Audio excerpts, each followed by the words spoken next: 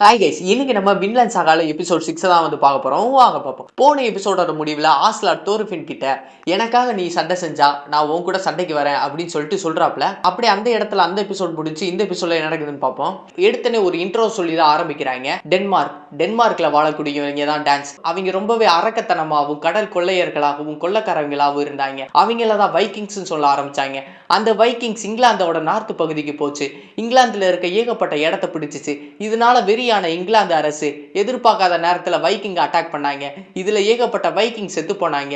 இதை ஒரு காரணமா வச்சுக்கிட்டு டென்மார்க் அரசு டென்மார்க்கோட படை வீரர்களை ஏவி விட்டுச்சு. வைக்கிங் வீரர்களும் டென்மார்க்கோட படையோட சேர்ந்து இங்கிலாந்து அடிக்க ஆரம்பிச்சாங்க. அப்படி ஒரு காலகட்டம் தான் அந்த 9ஆம் நூற்றாண்டுன்னு சொல்லிட்டு ஒரு இன்ட்ரோவோட ஆரம்பிக்கிறாங்க. அப்படியே ஆஸ்லாடோட படகை காமிக்கிறாங்க. ஆஸ்லாடோட படகு என்னன்னா இங்கிலாந்தோட சென்டருக்கு போய் சேர்ந்திருக்கு. அப்ப பார்த்தோம்னா சுத்தி எல்லா இடத்துலயும் நிறைய பேர் செத்து போய் கிடக்காங்க. என்னடான்னு சொல்லிட்டு பார்த்துட்டு இருந்தா அங்க ஒரு பெரிய போர் நடந்திருக்கும் போல. அப்படியே நம்ம தோர்ஃபினும் ஆஸ்லாட் பின்னாடியே கொஞ்சம் தூரமா தள்ளி நடந்து வந்துட்டு இருக்கான். அப்போ ஒரு போர் வீரனோட ரத்தத்தை பார்த்து ஒரு கட்டத்துல வாந்தி எடுத்துறான். அன்னைக்கு நைட் ஆஸ்லாடோட படை வீரர்கள் ஒரு கூடாரத்தை போட்டு உட்காந்து சாப்பிட்டுட்டு இருக்காங்க. அப்ப ஆஸ்லாட காமிக்கிறாங்க. ஆஸ்லாட் என்னன்னா டென்மார்க்கோட ஒரு மெசஞ்சர் கிட்ட பேசிட்டு இருக்கான். அப்ப ஆஸ்லாட் அவனை பார்த்து, உங்க படை வீரர்கள் ரொம்பவே கம்மியா இருக்காங்க, என்கிட்ட 100க்கு மேல படை வீரர்கள் இருக்காங்க, ரொம்பவே பலசாலி, இங்கிலாந்து வீரர்கள் எப்ப வந்தாலும் என்னால சமாளிக்க முடியும், உங்களோட வீரர்கள் ஒரு ஆள் கூட சாக மாட்டான், எல்லாத்தையும் நாங்க பாத்துக்கிறோம் அப்படின்னு சொல்லிட்டு ஆஸ்லாட் வந்து அந்த டென்மார்க்கோட மெசஞ்சர் கிட்ட பேசிட்டு இருக்க. அந்த டென்மார்க் மெசஞ்சரும் சரி அதுக்கு உனக்கு எவ்வளவு தேவை அப்படின்னு சொல்லிட்டு ஆஸ்லாட் கிட்ட கேட்கிறான்.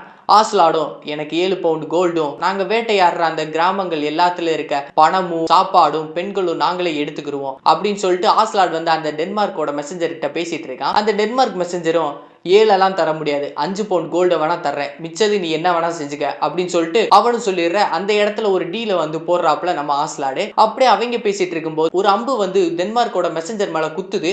என்னடான்னு சொல்லிட்டு பார்த்து சுதாரிக்கிறதுக்குள்ளே இங்கிலாந்து படை வீரர்கள் சுத்தி வளைச்சிட்டாங்க. அந்த இடத்துல இங்கிலாந்து படை வீரர்கள் கூட ஆஸ்லாடும் சண்டை போட்டுட்டு இருக்காங்க. அப்ப அந்த போர்க்களத்துக்கு மத்தியில தோர்ஃபினை காமிக்கிறாங்க. அவன் என்னன்னா கையில ஒரு சின்ன கத்தியை வச்சு பயந்துகிட்டு இருக்கான். அப்ப அவனுக்கு ஆஸ்லாட் சொன்ன ஒரு விஷயம் ஞாபகம் வருது.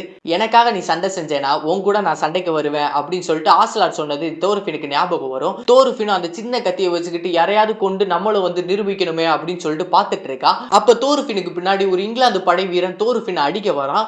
அப்படியே தோர்ஃபினை பிடிச்சு வெட்ட போக பின்னாடி இங்கிலாந்து வீரனோட முதுகுல ஒரு கத்தி வந்து இறங்குது. யாரான்னு பார்த்தா ஆஸ்லாடு தான் வந்து அந்த இங்கிலாந்து வீரனை முதுகுல குத்தி கொண்டிருக்காப்ல. அப்ப கொண்டுட்டு ஆஸ்லாடு வந்து தோர்ஃபினை பார்த்துட்டு, இந்த மாதிரி போர்க்களத்துல ஒன்ன மாதிரி வீக்கா இருக்கவங்க தான் முத சாவாங்க அப்படின்னு சொல்லிட்டு ஆஸ்லாடு வந்து தோர்ஃபின்ட்ட சொல்லிட்டு போக தோர்ஃபினுக்கு வெறி ஆகி போச்சு. ஏதாவது பண்ணி ஆகணுமே சொல்லிட்டு பார்த்துட்டு இருக்கும்போது மறுபடியும் ஒரு இங்கிலாந்து வீரன் தோர்ஃபினை வெட்ட வர தோர்ஃபின் விலகி நின்று அவனோட வகுத்துல ஒரு குத்து குத்துறான். இங்கிலாந்து படை வீரன் மறுபடியும் வெட்ட வர அவன் கிட்ட இருந்து விலகி மறுபடியும் ஒரு வகுத்துல ஒரு குத்துறான். அப்படியே அந்த இடத்துல இங்கிலாந்து வீரன் விழுந்து செத்து போறான். அப்படியே அதோட விடாம தோர்ஃபின் கத்திக்கிட்டு மறுபடியும் அந்த இங்கிலாந்து வீரனை குத்துறான். அப்படியே கத்தி அழுகுறான். அவன் கண்ணீர் தாங்க முடியல. தாட்டி ஒருத்தவனை கொண்டிருக்கான்.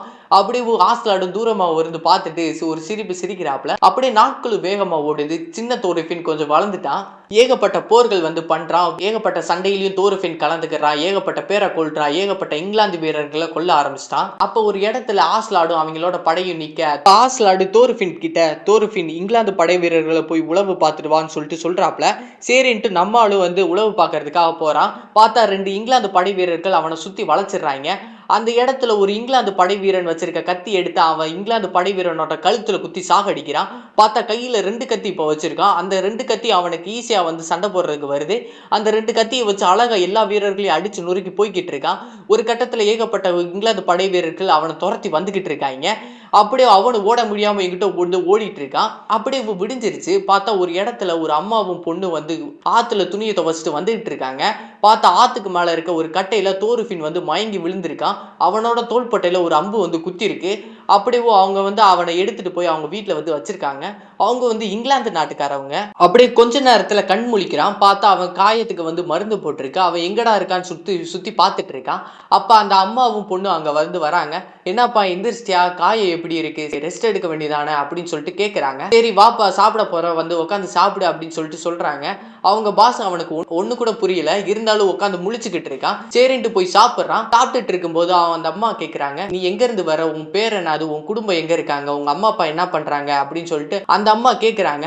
தோர்ஃபினுக்கு வந்து எதுவுமே புரியல. அவனுக்கு அந்த பாஷையை வந்து சுத்தமா புரியல. அதுக்கு அவங்க பொண்ணு சொல்றாங்க, மா இவன் டான்ஸா இருக்க போறான் பாத்துமா அப்படின்னு சொல்லிட்டு சொல்றாங்க. அதனால என்ன இருக்கு அப்படின்னு சொல்லிட்டு அவங்க அம்மா பேசிட்டு இருக்கும்போது, மா டான்ஸ் தானம்மா எல்லா படை வீரர்களும் இங்கிலாந்து படை வீரர்கள் தேடிட்டு இருக்காங்க, இவனை வச்சிருக்கிறதுனால நமக்கு தான் ஆபத்து அப்படின்னு சொல்லிட்டு பொண்ணு வந்து அவங்க அம்மா கிட்ட சொல்ல, அப்படியெல்லாம் இல்ல, இப்படி விழுந்து கிடந்த ஒருத்தவனை பார்த்துட்டு நான் அவனை அப்படி கடந்து போனா ஜீசஸ் என்ன மன்னிக்க மாட்டாரு அப்படின்னு சொல்லிட்டு அவங்களும் பேசிட்டு இருக்காங்க. அப்படியே அவன் வந்து தலையை சுரண்ட ஆரம்பிச்சிட்டான். அதுல இருந்து பேணி வண்டு எல்லாமே தம்பிக்கிட்டு இருக்கு.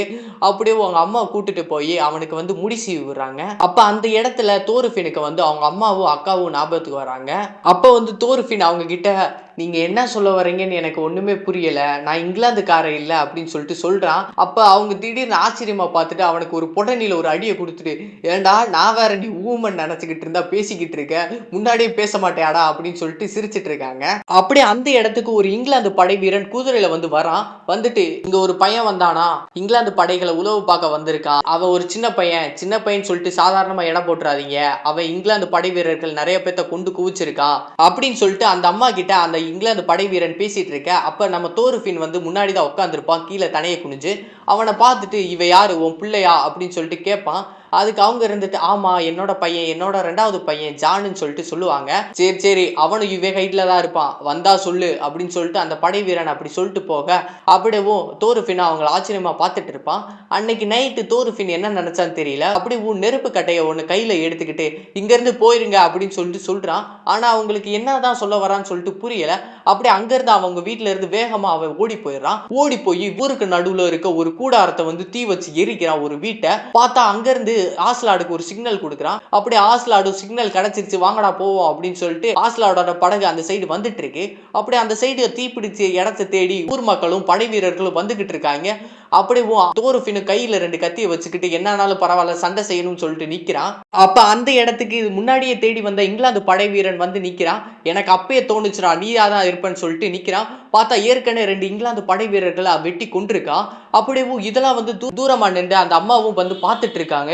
என்னடா அவன் இப்படி பண்ணிக்கிட்டு இருக்கான்னு சொல்லிட்டு அந்த சொன்ன இங்கிலாந்து வீரனுக்கும் தவ்வி நின்று கழுத்துல ஒரு போடு போட்டு அவனையும் வந்து அந்த இடத்துல கொல்றான். எல்லாரும் வந்து ஆச்சரியமா பார்த்துக்கிட்டு இருக்காங்க. அப்ப அந்த அம்மா வந்து பார்த்துட்டு அப்படியே ஒரு கட்டத்துல அழுக ஆரம்பிச்சிட்டாங்க. தோருஃபின் வந்து அவங்க கிட்ட சொல்றான், இங்க இருந்து ஓடுங்கன்னு சொன்னேன்ல, எதுக்கு இங்க வந்தீங்க, இங்க இருந்து ஓடி போங்க, இந்த ஆத்த தாண்டி கடந்து ரொம்ப தூரம் போயிருங்க அப்படின்னு சொல்லிட்டு சொல்றான். இருந்தாலும் அவங்களுக்கு என்ன சொல்ல வரான்னு புரியல. கொஞ்ச நேரத்துல ஆஸ்லாடோட படைகள் வந்து வர ஆரம்பிச்சிருச்சு. அதை பார்த்துட்டு ஊர் மக்கள் வைக்கிங்ஸ் வந்துட்டாங்கடா அப்படின்னு சொல்லிட்டு தெரிச்சு ஓடிக்கிட்டு இருக்காங்க. அப்படியே அந்த அம்மாவே காமிக்கிறாங்க. அந்த அம்மா என்னன்னா கண்ணீரோட, என்னடா இவ்வளவு பெரிய கொடூரம் பண்ணிட்டு இருக்கானே அப்படின்னு சொல்லிட்டு அழுதுகிட்டு நிக்கிறாங்க. எதுவுமே அவங்களால சொல்ல முடியல. அப்படியே கொஞ்ச நேரத்துல ஆஸ்லாடோட படை வீரர்கள் வந்துடுறாங்க. வந்தோடனே அந்த இடத்தவே அடி சுக்குநூறு அழிக்கிறாங்க. அந்த இடத்த சூறையாட வந்துட்டாங்க. அப்படி தோருஃபின் அவங்களவே பார்த்துட்டு இருக்கான். அப்படியே டக்குன்னு தோருஃபினுக்கு அவங்க அம்மா அப்பா அக்கா 3 பேருமே ஞாபகம் வராங்க. அப்படியே ஆஸ்லாடு தோருஃபின் கிட்ட, ரொம்ப நல்ல வேலை பார்த்த தோருஃபின் அப்படின்னு சொல்லிட்டு இந்த ஊரு நாம நினைச்சதை விட நல்லாவே இருக்கு அப்படின்னு சொல்லிட்டு அவங்களும் வேட்டையாட போயிடுறாங்க. அப்படி இந்த இடத்துல இந்த எபிசோட் முடியுது. அடுத்து ஒரு சூப்பரான எபிசோட்ல சந்திப்போம். தேங்க்யூ.